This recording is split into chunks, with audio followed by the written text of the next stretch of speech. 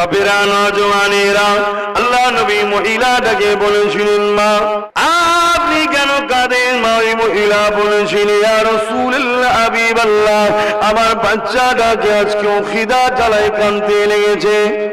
আমি মা চুলোতে পাত্র বসিয়ে দিয়ে পানি চাই তাতে বসিয়ে দিয়ে এমন করে রান্নার মতো প্রতিদিনের নাই করতে লেগেছি।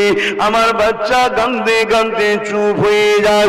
ইয়া রাসূলুল্লাহ, হাবিবাল্লাহ, আমি মনে করি আমার বাচ্চা প্রতিদিনের নাই ঘুমিয়ে পড়েছে।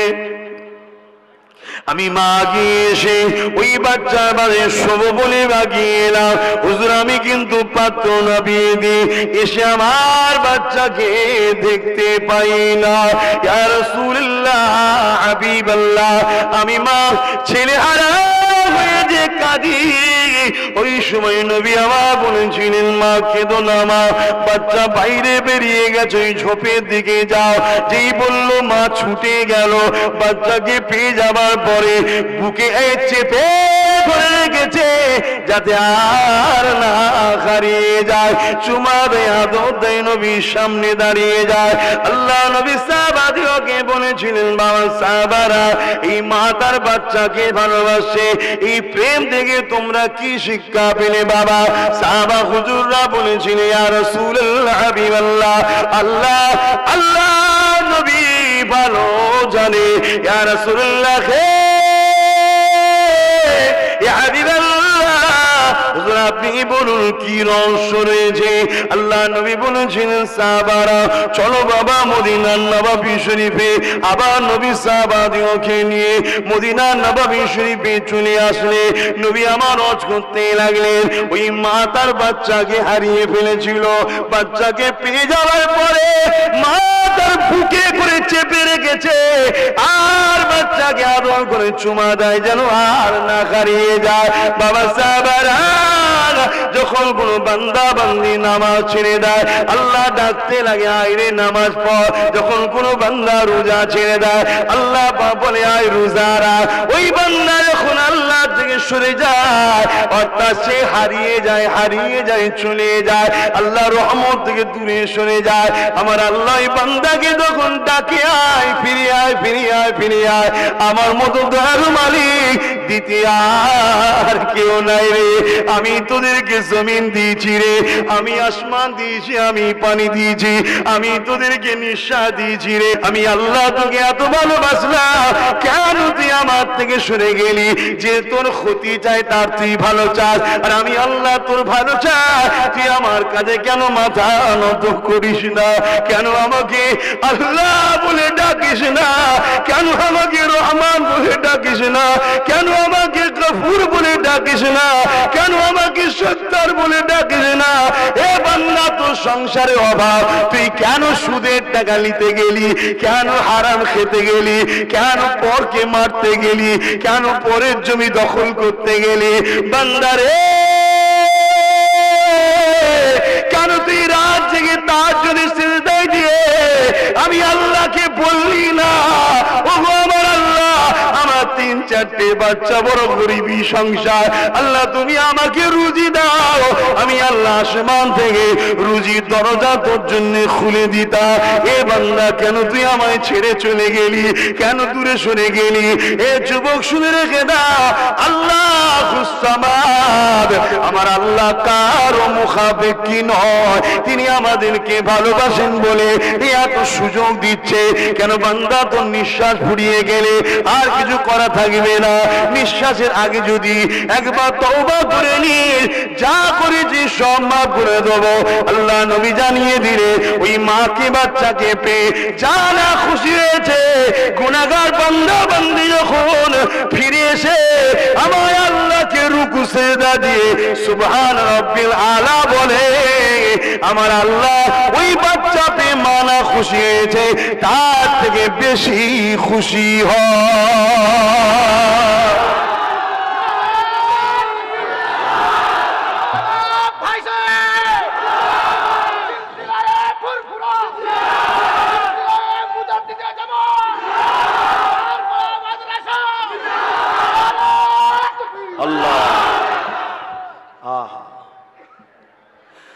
বাপেরা নওজওয়ানেরা মন দিয়ে শোনেন, এ যুবকেরা আছি কাল থাকবো না, আপনার আওয়াজ আছে কাল বাঁচতেন না, কেউ জানে না কার কখন মৃত্যু হবে, কি জবান নিয়ে কি মুখ নিয়ে আল্লাহ পাকের কাছে দাঁড়াবে।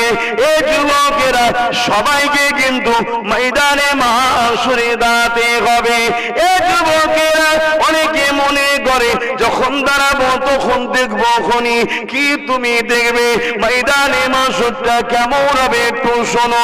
আল্লাহ পাক আমার নবীকে জানিয়েছে, নবী আমাদেরকে জানিয়ে দিয়েছে। এ আমার সাহাবারা বাবারা শুনে রেখে দাও, কিয়ামতের জন্য ময়দানে মাহশরের জন্য বিচারের জন্য আল্লাহ পাকের কাছে বেশি বেশি বেশি বেশি করে কাঁদো। সাহাবা হুজুররা বলেছিলেন, ইয়া রাসূলুল্লাহ হাবিবাল্লাহ, আপনি বারবার ময়দানে মাহশরের কথা বলে, হুজুর ময়দানে মাহশরটা কেমন হবে? আল্লাহ নবী বলেছেন, বাবা সাহাবারে, ওই ময়দানে মাহশরে বাপকে দেখে ছেলে লুকাবে, ছেলেকে দেখে বাপ সরে যাবে, স্ত্রীকে দেখে স্বামী সরে যাবে, স্বামীকে দেখে স্ত্রী পালিয়ে যাবে, ভাইকে দেখে বোন পালিয়ে যাবে, বোনকে দেখে ভাই পালিয়ে যাবে, কেউ কাউকে ধরা দেবে না। ইয়া রাসূলুল্লাহ, কেন এরকম হবে? আল্লাহ নবী বলেছিলেন, যদি কেউ একটা নেকি চেয়ে ফেলে এই ভয়ে তারা শুনে যাবে, অর্থাৎ দুনিয়ার সমস্ত আপনজনেরা কিয়ামতের দিনে কিন্তু পর হয়ে যাবে। শোনো যুবকেরা, যদি কেউ মনে করে বুড়ো হলে মরবো, তোমায় কে জানিয়েছে যে তোমার ডেট এতদিন আছে? কেউ জানেন? তোমাদের এলাকায় যুবকদের জানাজা হয়নি? কত জানাজাই তো তুমি আমি দাঁড়িয়েছি, কত কবর দেখেছি। আহা, ওই সাদা কাপড় পরিয়ে খাটিয়া করে নিজে কবরে তো দিয়ে আসবে, ওই কবরের ভেতরে কার কি হচ্ছে কেউ জানে? হ্যাঁ, তুমি যদি আল্লাহর হয়ে যেতে পারো, রসুলের হয়ে যেতে পারো, ওই কবরে তোমার আর চিন্তা নাই, মুস্তাফা জানের রহমত আসবে। বুখারী মুসলিমের হাদিস, জোরে বলুন সুবহানাল্লাহ।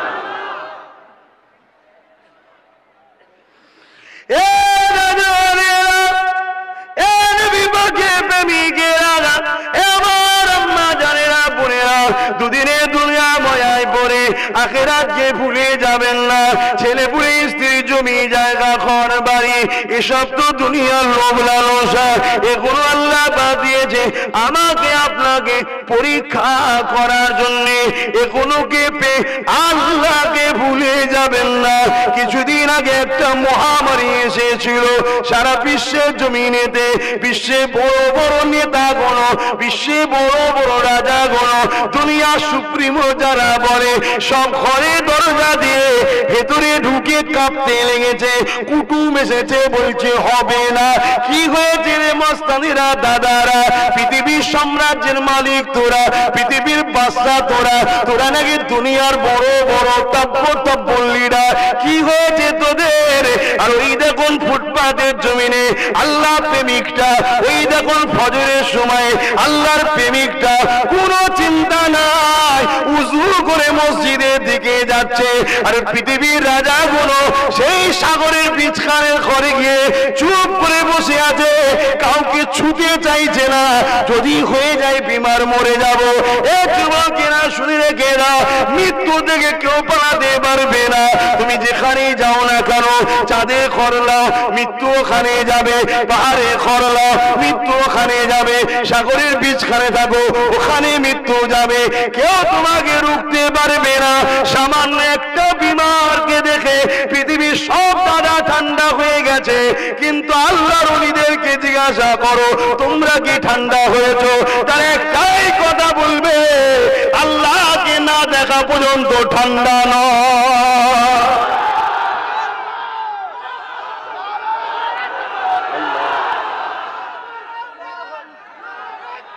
আল্লাহ,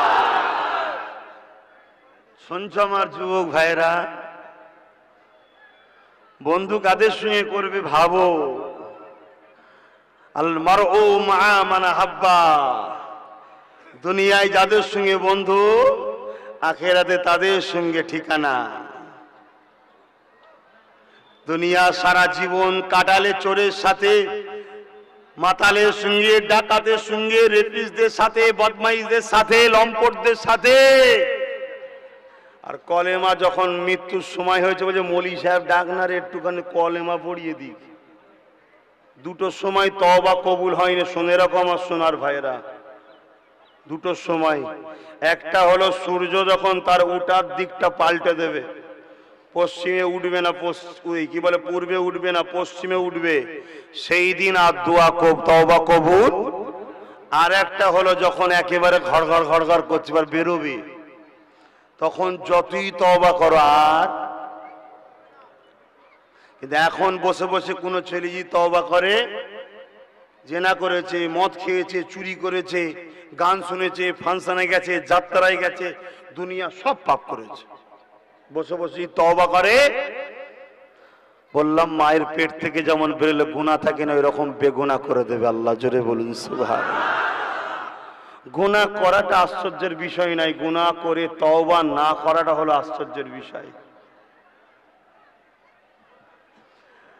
আরে যে আল্লাহ আমাদেরকে কতটা ভালোবাসে, যিনি আমাদেরকে দুটো চোখ দিয়েছে, ইচ্ছা করলে কানা করতে পারতেন, কারো কিছু করার ছিল না।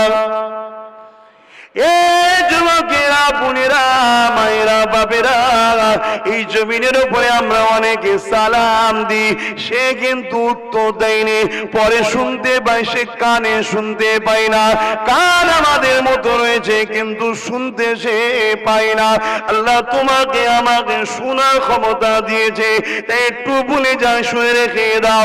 এই কান আল্লাহ দিয়েছে, এখানে কোরআন শোনাও, গান শোনাওনি, এখানে আল্লাহ কথা শোনাও, বেশরিয়াতি লোকের কথা শোনাওনি। এ যুবকেরা, তরুণেরা, বাপেরা গো, আল্লাহ পাক কত ভালোবাসে শোনো। আল্লাহ নবী জানিয়ে দিলে, আমার উম্মত উম্মতিরা, আমার আল্লাহ তোমাদেরকে বড়ই ভালোবাসে। একদিন নবী আমার মদিনার নববী শরীফের মধ্যে ওয়াজ করতে লেগেছেন, সাহাবারা ওয়াজ শুনতে লেগেছে। আজ যেমন আমি ওয়াজ করি আপনারা শুনছেন, সেদিন নবী ওয়াজ করে সাহাবারা শুনতে লেগেছে। ঈশার নামাজের পর শুরু করেছে, গভীর রাত এসে গেছে, ওয়াজ শুনতে লেগেছে, সাহাবারা শুনতে লেগেছে।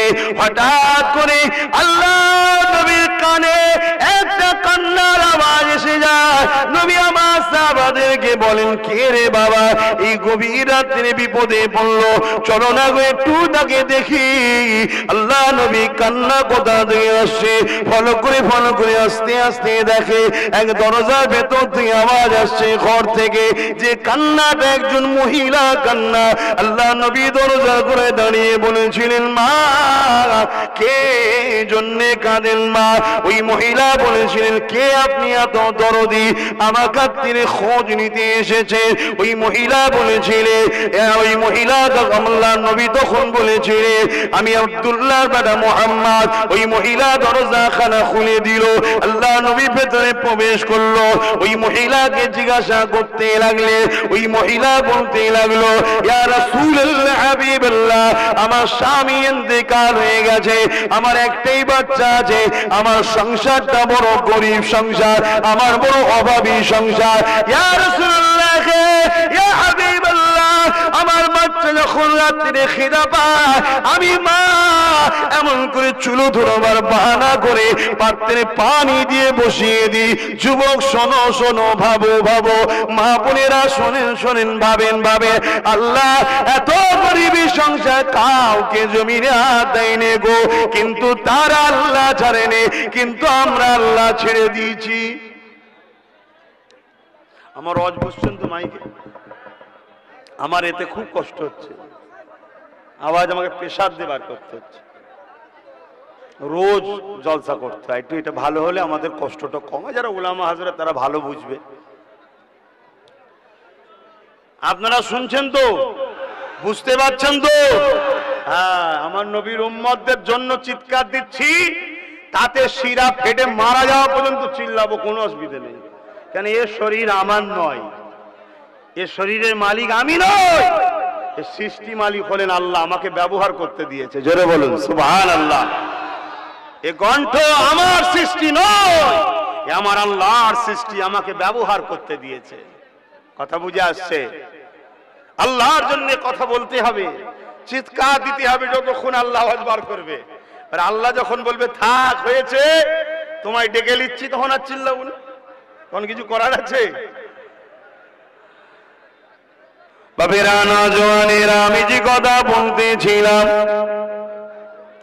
আল্লাহ নবীকে মহিলা দাতা সংসারের কথা শোনাতে লেগেছে। মা বোনেদের থেকে একটু আলাদা করো, শরিয়াতে পাপ হবে। শরিয়াতের জায়গায় কোনো আপোষ নেই ভাই। অনেক কষ্ট করে ইসলাম এসেছে, এত সহজে আসেনি, অনেক কষ্ট হয়েছে। আজকে সেই ইসলামকে নিয়ে খেলা করলে তো হবে না। কত লোক মরছে, গরু ছাগলও মরছে, মানুষও মরছে। পার্থক্য কিছু থাকা দরকার আছে না? সেই পার্থক্যটা হলো ঈমান নিয়ে মরা আর ঈমান না নিয়ে মরা। ঈমান নিয়ে যারা মরে তাদের কোনো টেনশন নাই। পাপীও যদি হয় তাদের একদিন নাজাতের রাস্তা আছে। জোরে বলুন সুবহানাল্লাহ। আর ঈমান যদি না থাকে সে কোনোদিন রেহাই পাবে না। কেউ যদি ইসলামের উপকার করতে না পারে তাকে বেঈমান কেউ বলতে পারবে না। যদি কেউ ইসলামের যাররা পরিমাণ ক্ষতি করে দেয় সে ইসলাম থেকে বেরিয়ে যাবে। অত উপকার যদি করতে না পারো ক্ষতি করুন ইসলামের। কারণ অনেক কষ্ট করেছে আমার বাবারা মাহারা, এতিম নবী আমার কষ্ট করেছে না করেন? আসেন আজকের বিষয় আলোচনাটা, আল্লাহ পাক আমাদেরকে কতটা ভালোবাসেন। এ যুবকেরা চোখে পানি ছেড়ে দাও, আল্লাহ পাক সবই দেখতে লেগেছেন। আল্লাহ নবীর সময় সাহাবাদিওকে বলেছিল চলো বাবা, সাহাবাদিওকে নিয়ে ওই মহিলা ঘরে গেলেন। গিয়ে মহিলাকে জিজ্ঞাসা করে কেন কাঁদেন মা? ওই মহিলা বলেছিলেন ইয়া রাসূলুল্লাহ হাবিবাল্লাহ, আমার বড় গরিবী সংসার, আমার বাচ্চাকে যখন রাত্রে খিদা লাগে এইভাবে আমি তখন চুলাতে পানির পাত্র দিয়ে রান্নার মতো বাহানা করে বসে যায়। আমার বাচ্চা মনে করে মা রাঁধতে লেগেছে, কাঁদতে কাঁদতে ঘুমিয়ে পড়ে। ইয়া রাসূলুল্লাহ হাবিবাল্লাহ, আমি মা এসে বাচ্চার পাশে শুয়ে যায়। প্রতিদিনের ন্যায় আজকেও আমার বাচ্চা খিদে জ্বালা জুড়ে কাঁদতেছিল। ও যুবকেরা, আল্লাহ তোমাকে আমাকে এখনো খাওয়াচ্ছে, সেই আল্লাহ আমাকে ছেড়ে দিও না। মনে রেখে দিও এই ব্যবসা করার ক্ষমতাটা তোমার পা দুটোকে সুস্থ, শরীরের তাকতটা, মাঠের জমিতে তুমি চাষ করেছো ফলটা দুনিয়ার কোন লিডার দেয়নি গো, দুনিয়ার কেউ দেয়নি গো, ওটা আমার আল্লাহ পাক তিনি দেয়।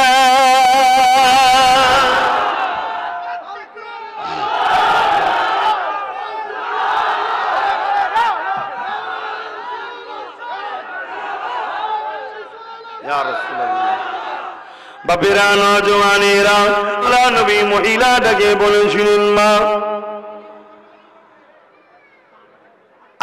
আপনি কেন কাঁদেন? মা ওই মহিলা বলেছিলেন ইয়া রাসূলুল্লাহ হাবিবাল্লাহ, আমার বাচ্চাটাকে আজকেও খিদা জ্বালায় কাঁদতে লেগেছে। আমি মা চুলোতে পাত্র বসিয়ে দিই, পানি চাই তাদের বসিয়ে দিই, এমন করে রান্নার মতো প্রতিদিনের নাই করতে লেগেছি। আমার বাচ্চা কাঁদতে কাঁদতে চুপ হয়ে যায়। ইয়া রাসূলুল্লাহ হাবিবাল্লাহ, আমি মনে করি আমার বাচ্চা প্রতিদিনের নাই ঘুমিয়ে পড়েছে। আমি মা গিয়ে এসে ওই বাচ্চার বাড়ি শোব বলে বাগিয়ে এলাম। হুজুর আমি কিন্তু পাত্র নামিয়ে দিই, এসে আমার বাচ্চাকে দেখতে পাই না। ইয়া রাসূলুল্লাহ হাবিবাল্লাহ, আমি মা ছেলে হারা হয়ে যে কাঁদি। ওই সময় নবী আমার বলেছিলেন মা কেঁদো না মা, বাচ্চা বাইরে বেরিয়ে গেছে, ওই ঝোপের দিকে যাও। যেই বললো মা ছুটে গেল, বাচ্চাকে পেয়ে যাবার পরে বুকে চেপে করে রেখেছে যাতে আর না হারিয়ে যায়। চুমা দেয়, আদর দেয়, নবীর সামনে দাঁড়িয়ে যায়। আল্লাহ নবী সাহাবাদিওকে বলেছিলেন, বাবা সাহাবারা, এই মা তার বাচ্চাকে ভালোবাসে, এই প্রেম থেকে তোমরা কি শিক্ষা পেলে বাবা? সাহাবা হুজুররা বলেছিলেন, ইয়া রাসূলুল্লাহ, হাবিবাল্লাহ, আল্লাহ আল্লাহ নবী ভালো জানে, ইয়া রাসূলুল্লাহ, ইয়া হাবিবাল্লাহ, আপনি বলুন কি রহস্য রয়েছে? আল্লাহ নবী বলেছিলেন, সাহাবারা চলো বাবা মদিনার নববী শরীফে।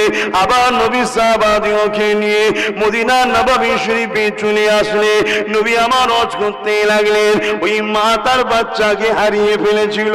বাচ্চাকে পেয়ে যাওয়ার পরে মা তার বুকে করে চেপে রেখেছে, আর বাচ্চাকে আদর করে চুমা দেয় যেন আর না হারিয়ে যায়।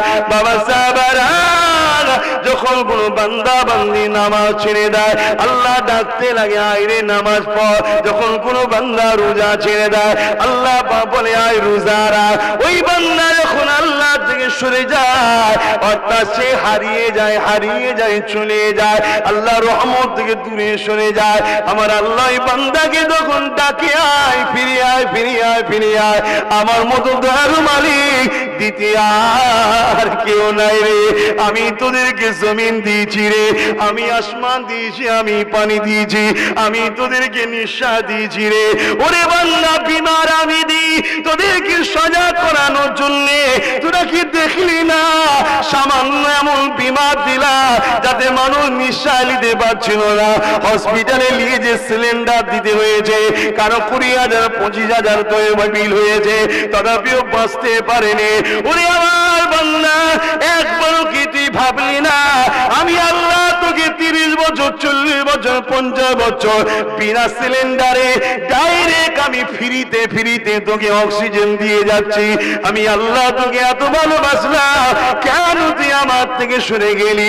যে তোর ক্ষতি চাই তার তুই ভালো চাস, আর আমি আল্লাহ তোর ভালো চাই, তুই আমার কাছে কেন মাথা নত করিস না? কেন আমাকে আল্লাহ বলে ডাকিস না? কেন আমাকে রহমান বলে ডাকিস না? কেন আমাকে গফুর বলে ডাকিস না? কেন আমাকে সত্তার বলে ডাকিস না? এ বান্দা, তোর সংসারে অভাব, তুই কেন সুদের টাকা নিতে গেলি? কেন হারাম খেতে গেলি? কেন পরকে মারতে গেলি? কেন পরের জমি দখল করতে গেলি? বান্দারে, কেন তুই রাত জেগে তার জন্য সিজদায় দিয়ে আমি আল্লাহকে বললি না, ওগো আমার আল্লাহ, আমার 3-4টে বাচ্চা, বড় গরিবী সংসার, আল্লাহ তুমি আমাকে রুজি দাও। আমি আল্লাহ আসমান থেকে রুজির দরজা তোর জন্য খুলে দিতা। এ বান্দা, কেন তুই আমায় ছেড়ে চলে গেলি? কেন দূরে সরে গেলি? এ যুবক, শুনে রেখে দাও, আল্লাহ হুসামাদ, আমার আল্লাহ কারো মুখাপেক্ষী নয়। তিনি আমাদেরকে ভালোবাসেন বলে এত সুযোগ দিচ্ছে। কেন বান্দা, তোর নিঃশ্বাস ফুরিয়ে গেলে আর কিছু করা থাকবে না। নিঃশ্বাসের আগে যদি একবার তওবা করে নিস, যা করেছি সব মাফ করে দেবো। আল্লাহ নবী জানিয়ে দিলে, ওই মাকে বাচ্চাকে পেয়ে যা না খুশি হয়েছে, গুনাহগার বান্দা বান্দি যখন ফিরে এসে আমার আল্লাহকে রুকু সিজদা দিয়ে সুবহান রাব্বিল আলা বলে, আমার আল্লাহ ওই বাচ্চা পেয়ে মানা খুশি হয়েছে, তার থেকে বেশি খুশি হয়।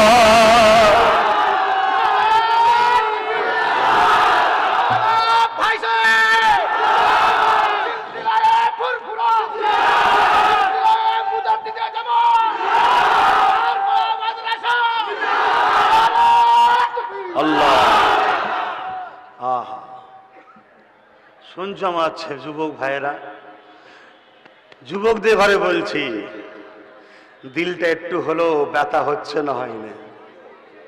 সত্যি করে বলো, মনটা মালিকের সাথে একটু হলেও লাগছে না লাগেনি? বলো না গো। এই যে লাগছে, এর মানে তোমার ইমানটা এখনো আছে। জোরে বলুন সুবহানাল্লাহ। আল্লাহ নবীকে সাহাবারা জিজ্ঞেস করছে, হুজুর আমার ইমান আছে না নাই জানবো কি করে? নবী বললেন, তোমাকে কেউ ভুল ধরিয়ে দিলে তুমি যদি লজ্জিত হও, অনুশোচন হয় তোমার মধ্যে যে হ্যাঁ সত্যি ভুল হচ্ছে, তোমার মধ্যে ঈমান জানবে আছে, জোরে বলুন সুবহানাল্লাহ। আমরা পাপী কিন্তু বেঈমান নয় ইনশাআল্লাহ, ঈমানটা আছে। এবারে আমাদের কাজ কি? এই ঈমানটাকে বাঁচাতে হবে, তাই তো নাকি? এখনো যদি কথা হয় তাহলে কি হবে? কেমন করে ডাকবো তোমায়, ডাকতে জানি না হি আল্লাহ, কেমন করে ডাকবো তোমায়। আদম কান্দে গন্ধ মুখে, খলিল কান্দে আগুনেতে, আদম কান্দে গন্ধ মুখে, খলিল কান্দে আগুনেতে, কান্দে হাজেরা হি আল্লাহ, কেমন করে ডাকবো তোমায়, ডাকতে জানি না হি আল্লাহ, কেমন করে ডাকবো তোমায়। হাবিব কান্দে উম্মত বলে, হুসাইন কান্দে কারবালাতে, হাবিব কান্দে উম্মত বলে, হুসাইন কান্দে কারবালাতে, কান্দে ফাতেমা হি আল্লাহ, কেমন করে ডাকবো তোমায়, ডাকতে জানি না হি আল্লাহ, কেমন করে ডাকবো তোমায়। আল্লাহুম্মা সাল্লি আলা,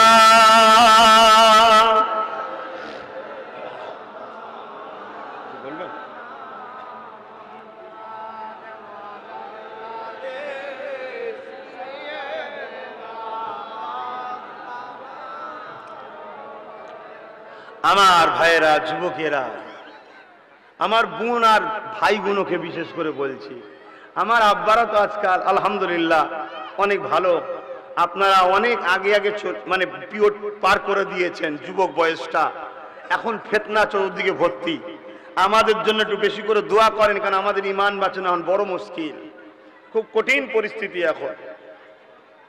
এই জায়গায় আমার যুবকগুলোকে আর বোনগুলোকে বিশেষ করে বলছি, তাহলে আমাদের ঈমান আছে কিন্তু এইটাকে বাঁচাতে হবে, ঠিক না বেটি? এই বাঁচাবার পন্থাটা কি, এই বিষয়ে একটা কথা আপনাদেরকে জানাই। এই জমিনের উপরে একজন ব্যক্তি ছিলেন, যিনার নাম হচ্ছে হযরতে মালিক বিন দিনার রাহমাহুল্লাহ।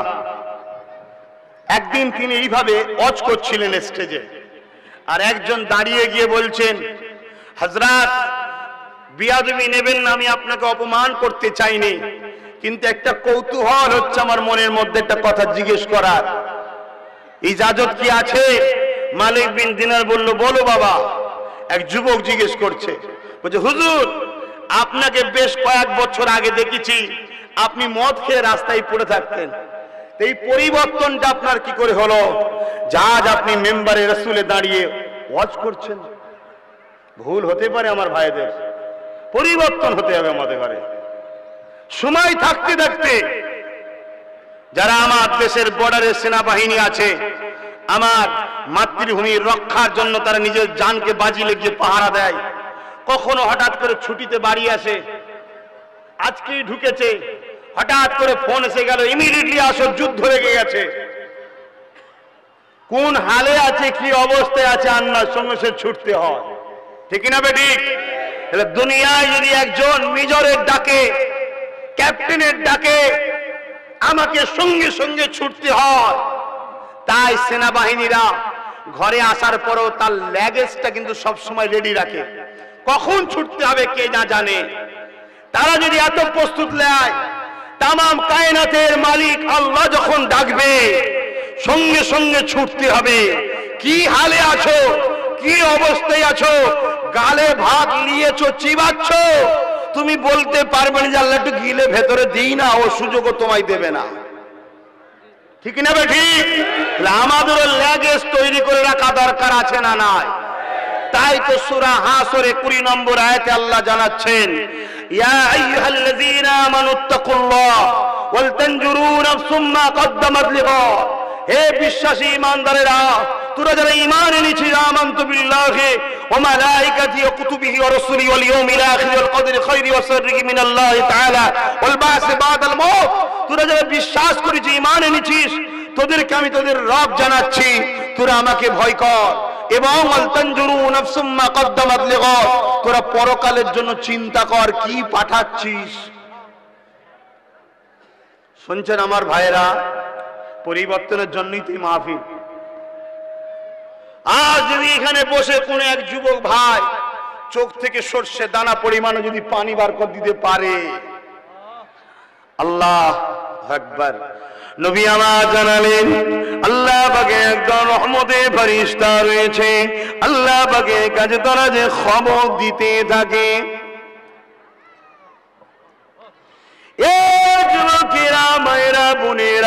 এই জমিনে বসে বসে বসে আল্লাহর কথা শুনে, নবীর কথা শুনে, নিজের অনুশোচন হওয়ার পরে যদি চোখ দিয়ে মাঝে মাথা দেখো ক্ষুদ্র পানি ফেলে দিতে পারো, আল্লাহ নবী জানিয়ে দিলেন ওর জীবনের সমস্ত গুনাহকে আল্লাহ মাফ করে দিয়ে থাকে। এটাও শুনে রেখে দাও আমার যুবকেরা, যদি দিলটা গুনাহ করে করে পাষাণ হয়ে গেছে, কান্নার চেষ্টা করছো, চোখ দিয়ে পানি বার করতে পারছো না, এ আমার যুবকেরা, প্যান্ট শার্ট পরে এসেছো, মাথায় টুপি নেই, মুখে দাড়ি নেই, হ্যাঁ তোমরা অন্যায় করেছো, অন্যায় করেছো, কিন্তু তোমরা তো বেঈমান নয়। আল্লাহ তোমাদেরকে এখনো ভালোবাসেই বলে তো জান্নাতে তোমাকে ঢুকতে দিয়েছে। এত সহজ নয় বাবা এখানে আসা। তোমাকে কে এনেছে? আল্লাহ এনেছে। ভালো যদি না বাসতে ঢুকতে দিত? এখনো তোমায় প্রেম করে আল্লাহ। হ্যাঁ, আমার লেবাসে ভুল, ইউনিফর্মে ভুল, আমি দাঁড়িয়ে দিয়েছি, ভুল করেছি, কিন্তু আল্লাহ তোমাকে এখনো তাড়িয়ে দেয়নি। কিন্তু তোমার আমার একটা তো কৃতিত্ব, একটা দরদ থাকা দরকার। কেন একতরফা প্রেম বেশি দিন টেকে না, ঠিক না বেঠিক? সারা জীবন যদি তুমি তোমার স্ত্রীকেই ভালোবাসো, বোঝাবার জন্য বলছি, সে তোমায় কোনোদিনই গুরুত্ব দিও না, কতদিন তুমি সহ্য করবে বলো তো? তুমি মানুষ হয়ে যদি না পারো, যিনি কারো মুখাপেক্ষী নয়, তিনি বা কেন তোমাকে সারা জীবন ধরে ছেড়ে দেবে? এখনো সময় আছে, কাল তুমি আসতে পারবে কি মানে আছে, এখনো সময় আছে আমার যুবকরা। দুনিয়ায় সবাইকে তুমি আমি খুশি করছি, তোমার আমার মালিককে খুশি করবে না? এগুলো ভাবতে হয়। ওয়াজ শুনে যদি হিদায়েত হতো তাহলে আবু জেহেল আগে হতো। ওয়াজ শুনে হিদায়েত হয়নি, ওয়াজ শুনে বুঝতে হয়, ভাবতে হয়। ওয়াজ শোনার জিনিস নয়, ওয়াজ শুনে বুঝা ভাবার জিনিস। সিদ্দিকে আকবর বুঝেছিল, ভেবেছিল, ফারুকে আজম বুঝেছিল, ভেবেছিল, হযরতে মাওলা আলী বুঝেছিল, ভেবেছিল, হযরত উসমান গনি বুঝেছিল, ভেবেছিল, তাই তিনারা পরিবর্তন হয়েছে। আর আবু জেহেল এখান দিয়ে শুনে এখান দিয়ে বার করছে, বুঝে নে কোনোদিন, ভাবেও না কোনোদিন। আমার সোনার ভাইয়েরা ভাবো, কেন আজ একদল অশুভ শক্তি সেই মুসাইলামাতুল কাজ্জাবের মতো আবার বেরিয়েছে। মুসাইলামাতুল কাজ্জাবকে জানেন না? মিথ্যা নবী দাবি করেছিল। হযরত সিদ্দিক আকবর তখন খলিফা হয়েছেন, খবর এলো মুসাইলামাতুল কাজ্জাব খাতমে নবুয়াতের বিরোধী বলছে, অর্থাৎ সে নবী যে খাতিমুন নবীন, সেই কথাটাকে মা কানা মুহাম্মাদুন আবা আহাদিম মির রিজালিকুম ওয়ালাকিন রাসূলুল্লাহ ওয়া খাতামান নবীন, সে খাতমে নবুয়াতকে অস্বীকার করছে। রাসূল বলেছেন আনা খাতিমুন নবীন, আমি শেষ নবী, অস্বীকার করছে। তখন সিদ্দিক আকবর সাহাবাদেরকে ডাক দিলেন যে আমার রাসূলের জন্য আমাদেরকে লড়াই করতে হবে, এটা আল্লাহর পক্ষ থেকে হুকুম। আল্লাহ বলেছে বান্দা চোখ দিয়েছি ফ্রি, কান দিয়েছি ফ্রি, নিঃশ্বাস দিয়েছি ফ্রি, পা দিয়েছি ফ্রি, হাত দিয়েছি ফ্রি, কিডনি দিয়েছি ফ্রি, কিন্তু এগুলো দাম আছে না নাই? 10-10 20 লাখ, 10-10 20 লাখ, 40, 5-5 10, 50, 10-10 20, 70, দিমাগ 50 লাখ, জান দাম শেষ নেই। তা কোটি কোটি টাকা সম্পত্তি আল্লাহ ফ্রিতে দিয়েছে, তোমাদের কাছে আছে। কেউ খরচ করে দিয়েছে, কেউ গোডাউনে রেখে দিয়েছে, এই তো ব্যাপার। কিন্তু কোটি কোটি সম্পদ সব ফ্রি ফ্রি দিয়েছে। সবচেয়ে বড় কথা তোমাকে যদি বলা হয় পৃথিবীর সব থেকে বড় ধনী লোক, তাকে যদি বলা হয় 1 ঘন্টা তোমার নাক টিপে রাখবো, নিশ্চয় নিতে দেবো না, সে কি বলবে? ভাই যা সম্পদের সব লেলে, তাই তো নাকি? তাহলে 1 ঘন্টা অক্সিজেনের দাম পৃথিবীর সব থেকে বড় ধনী লোকের সব সম্পদের থেকেও হচ্ছে না, তাই তো নাকি? কিসের এত গরম আমাদের আবার কি? সেই আল্লাহ বললেন সব ফ্রি, কিন্তু দুটো জিনিস ফ্রি পাবি না, আমার জান্নাত আর আমার দেখা। তা আল্লাহ ওটা করতে গেলে কি করতে হবে? ওইটাই তো আসল দরকার। আল্লাহ বললে এক কাজ কর, যা দিয়েছি ওটাকে আবার আমার রাস্তায় ব্যাক কর, যা দিয়েছি ওটাকে আমার রাস্তাতেই ব্যাক কর, জান আর মাল তোরা আমার রাস্তায় ব্যাক কর। আর মাধ্যমে লেনদেন করবে মোহাম্মদ রসুল, জোরে বলুন সুবহানাল্লাহ। এই মোহাম্মদ রসুলকে আল্লাহ ডেকে নিয়ে গেছে, হাবিব যাও, আসো এদিকে আসো, আমার জান্নাতটা দেখো তো, আমার বান্দার চোখের বদলে জান দেবো, জানের বদলে জান্নাত দেবো, দেখো তো জান্নাতটা বেশি ভালো না ওর সম্পত্তি যা আছে ভালো? রসুল এসে বলেছে তোর যা কিছু আছে তার থেকে জান্নাত হাজারো কোটি গুণ বেশি ভালো, আমি দেখে এসেছি, জোরে বলুন সুবহানাল্লাহ। ব্যবসা করতে গেলে লেনদেনের বীজখানেটা দেখাওয়ালা দরকার। তো মোহাম্মদ রসুল হলেন আল্লাহর আমাদের বীজখানে ওই লেনদেনকারী। কথা কিছু বুঝাতে পেরেছি? তাহলে সেই রসুল ছেড়ে দিয়ে বলেন ডাইরেক্ট আল্লাহর সঙ্গে ডিল করবো, হবে না, নেবেন আল্লাহ, তাহলে ঠকতে হবে। কথা বুঝছেন না বোঝেন না? তিনাকে নিয়ে ডিল করতে হবে। তিনি কি বললেন? জান আর মাল দুটোকে আমার দিকে ফিরিয়ে দে। আল্লাহ বলছে, বান্দা বলছে আল্লাহ ওগুলো তো আপনিই দিয়েছেন। হ্যাঁ আমিই দিয়েছি, তুই যদি খুশি মনে দিস জান্নাত দেবো, দেখা দেবো, না যদি দিস তাহলে দেবো। নেবে না? নেবে না? এখন কেউ যদি বলে আল্লাহ জান দেবো না, রাখতে পারবেন তো? আল্লাহ টাকা দেবো না, রাখতে পারবেন তো? একটা ছোট্ট ফুসকুড়ি হবে এই জায়গায়, বসে চুলকবেন, বেশ আরাম লাগছে তো। তারপর দিন আসলে লাল বেড়েছে, তারপরে দেখছে সাদা হচ্ছে, ডাক্তারের কাছে ডাক্তার বলছে ভাই লাইন বেলাইন দেখাচ্ছে, ভেলোরে একবার যাও। ভেলোরে গেছে, 10টা ডাক্তার বসে টিম পরীক্ষা করছে, ধরতে পারছে না কি হচ্ছে, আস্তে আস্তে বাড়ছে। বলছে এখান থেকে কাটতে হবে, তাহলে কাট। এখানে কাটার পরে বলছে শ্বাস চলে গেছে, এখান থেকে কাটতে হবে, আর কি হবে? আল্লাহকে খুশি করে দিলে আমরা গেনার, আর না দিলে আল্লাহ নেবে, কিন্তু নিয়ে যে ধরে জাহান্নামে ভরে দেবে। আর খুশি করতে আদর করে নিয়ে যে জান্নাতে রাখবে। কোথায় থাকতে চাও? জোরে বলো। জান্নাতেই থাকতে চাও, তাহলে তোমার লিডার কে? ও তো মুখে, মসজিদে আর জলসাতে, মাদ্রাসাতে নবী থাকে, বাকি সংসারে নবী আছে, কারবারে নবী আছে, রাষ্ট্রপ্রেমে নবী আছে, আত্মীয়তায় নবী আছে, মা বাপকে ভালোবাসায় নবী আছে, সংসার জীবনে নবী আছে, অমুসলিমকে ভালোবাসায় নবী আছে। এখন বললে তো মনে ব্যথা নেবেন, রাজনীতিতে নবী আছে, তাহলে কিসের নবী মানেন? হ্যাঁ, কি বলেছে আল্লাহ কোরআনে? মাতা কুমুর রাসূল ফাখুযুহু ওয়া মা নাহাকুম আনহু ফান্তাহু। আছে না নাই? কথা বলছেন তো? কোরআনে রাসূল যা আদেশ করেছে মানো, যা নিষেধ করেছে ছাড়ো, তাই তো নাকি? বাপেরা আসো ফিরে যায় আমার তওবার দিকে। আল্লাহ নবী নূর নবী জানিয়ে দিয়েছিলেন, বাবা সাহাবারা আমার আল্লাহ দিনের বান্দা বান্দি দিওকে কতটা ভালোবাসে। এই যুবকেরা হযরত মালিক দিনারের কথা বলছিলাম, একটু বলবো। ওই যে মেম্বারে ওয়াজ করছিল, একজন বলল হুজুর আপনি তো মদ খেয়ে পড়ে থাকতেন, আজকে ওয়াজ করছেন, এত পরিবর্তন কিসের? মনে পড়ছে? একটু বলি। কিন্তু এইটা শোনার সাথে সাথে নিজের দিকে তাকাতে হবে। যে আমরা মালিক দিনারের মতো ফেঁসে যাচ্ছি না তো? ভাববে, আমি প্রত্যেককে বলছি। হযরতে মালিক দিনার এই কথা যেই জিজ্ঞেস করলেন, হুজুর সঙ্গে সঙ্গে কাঁদতে শুরু করলেন, সঙ্গে সঙ্গে কাঁদতে শুরু করলেন।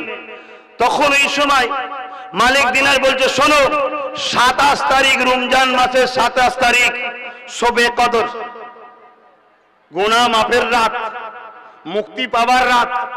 ওই রাত্রিরে আমি মদ কিনে এনেছিলাম খাবো বলে। ভাই, এমন কোন মুসলমান আছে শবে রাত্রিরে মদ খাই? আছে, আমরা পাপী হলো ওই রকম খাইনি, ঠিক না বেটি? আল্লাহ তোমায় কেন মাফ করবে না? তুমি ফিরে আসো আমার সোনার ভাই, ফিরে আসো, আসো আমাদের সঙ্গে বন্ধু করো, দুনিয়ায় একসাথে, আখিরাতে একসাথে, আল্লাহর জান্নাতে থাকবো। বলো ইনশাআল্লাহ, বলো ইনশাআল্লাহ, বলো আল্লাহুম্মা আমিন। চাইতে অসুবিধা আছে? আর আশা করলে আল্লাহ কি বলেছে? ফাইন দেবো, ফাইন করবো। তাহলে আশা করতে অসুবিধা কোথায় আছে?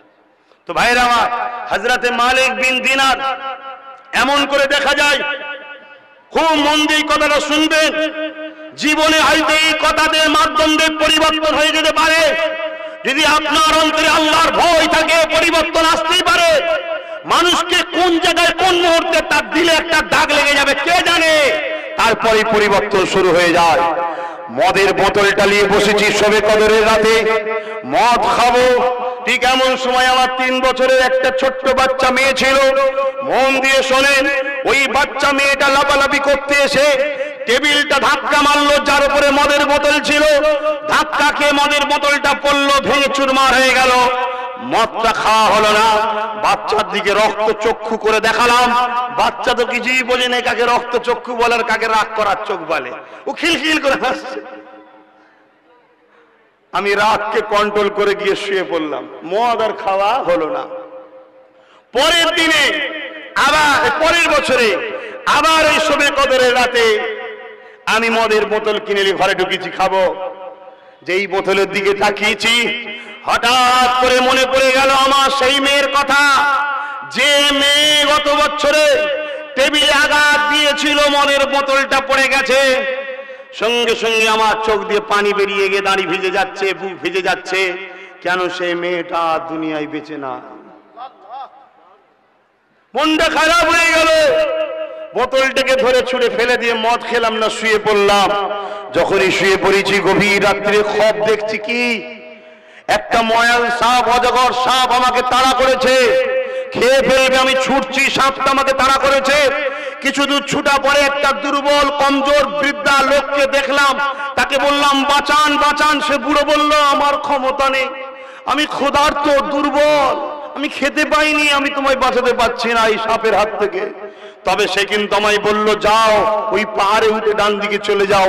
আমি পাহাড়ে উঠলাম, উঠে দেখলাম তাও তাও করে আগুন জ্বলছে। ডান দিকে যেই আগালাম, দেখলাম একটা সুন্দর বাগ বাগিচা তৈরি হয়ে আছে। সেখানে দুজন দরওয়ান আছে, ভেতরে অনেক বাচ্চারা খেলাধুলা করছে। দুই দারোয়ান হাঁক দিয়ে বলল কেউ কি চেনো ওই লোকটাকে? সব বাচ্চাগুলো ছুটে এলো, তার মধ্যে আমার মেয়েটাকেও দেখতে পেলাম। জোরে বলুন সুবহানাল্লাহ। মেয়েটা ছুটে এসে আমার হাত ধরে বলল আব্বু এখানে কোথায়? তখন বলল মা রে, একটা সাপ আমায় তাড়া করেছে। আল্লাহ, এ তোমার আমার জীবনেও ঘটছে যুবক, বুঝতে পারছি না আমরা। আল্লাহ মালিক বিন দিনারকে ভালোবাসে বলে খবে দেখকে শুধরে দিয়েছে, আমাদেরকে দেখায়নি, আমরা বেখিয়াল আছি। শোনো, হযরতে মালিক বিন দিনার এই বাচ্চার কথা শোনাচ্ছে আর তার মেয়েটাকে শোনাচ্ছে, হাতটা ধরেছে, ধরে মেয়েটাকে শোনাচ্ছে। তখন মেয়ে বলছে আব্বা ওই ময়াল সাপটাকে জানেন যে আপনাকে তাড়া করেছে? বলছে না বাবা জানি না। ওই বুড়োটা কে জানেন? না বাবা জানি না। ওই যে আগুনটা কে জানেন? না বাবা জানি না। আব্বা ওই সাপটা হলো ময়াল সাপ, ওটা হলো তোমার নফস। কি নফস? তোমার নফসকে তুমি এত খাইয়েছো, তোমার নফস মোটা তাজা হয়ে ময়াল সাপ হয়েছে। তোমাকে তাড়িয়ে তাড়িয়ে তাড়িয়ে তাড়িয়ে কোথায় নিয়ে যাচ্ছে? ওই যে পাহাড়ের উপরে আগুন, জাহান্নাম, জাহান্নামে নিয়ে যাচ্ছে। আর রাস্তায় যে বুড়োটার সঙ্গে দেখা হয়েছে, ওই বুড়োটা হলো তোমার রূহ, যে বড় দুর্বল, তাকে তুমি খেলে দিও নি, ক্ষুধার্ত, তাই সে বলছে আমি পারবো না। শুনছেন ভাই? তাহলে আমাদেরও নফস কিন্তু ময়াল সাফ হয়ে আছে আর রূহ দুর্বল। এখন নফস কি কি খেলে মোটা তাজা হয়, ময়াল সাফ হয়, এটা জানতে হবে। নফস সুদ ঘুষ হারাম পণ গান বাজনা জেনা ব্যভিচারী নামাজ কাজা করা বেশরিয়াতি কাজ যখনই তুমি করবে তখন তোমার নফস খোরাক পাচ্ছে, তখন ময়াল সাহেবের মতো মোটা হচ্ছে আর তোমার রূহ তখন দুর্বল হচ্ছে। আর রূহের খোরাক কি? নামাজ, কোরআন তেলাওয়াত, রোজা, হালাল খাওয়া, মা বাবার খেদমত করা, নিজের স্ত্রীর উপর জুলুম অত্যাচার না করা, পর্দা পশিদাই থাকা, হালাল ইনকাম করা, বড়দেরকে সম্মান করা, ছোটদেরকে স্নেহ করা, নবীকে ভালোবাসা। রূহের একটা প্রধান খাদ্য, খুব পাওয়ারফুল ভিটামিন হলো একা নিরিবিলিতে বসে কোন আল্লাহর ওলির কাছে বায়াত হয়ে ইলমে মারিফাতের শিক্ষা নিয়ে নিরিবিলি নির্জনে বসে আল্লাহ আল্লাহ আল্লাহ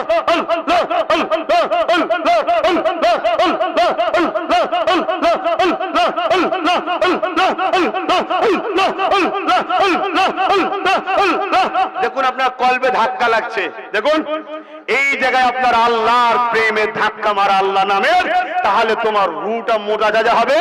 ওই ময়াল সাপকে মেয়েটা যখন তেরে কথা বলছে, ময়াল সাপ আগিয়ে আসছে, মেয়েটা বাপের এক হাত ধরে আর বাঁ হাত দিয়ে একটা মারলো আঘাত সাপকে, সাপটা পালালো। জিজ্ঞেস করছে মা তুই কি করে পারলি, আমি পারলাম না? তখন মেয়ে বলছে জান্নাতীদের ঘরে জাহান্নামের ময়াল সাপ কিছু করতে পারে না। জোরে বলুন সুবহানাল্লাহ।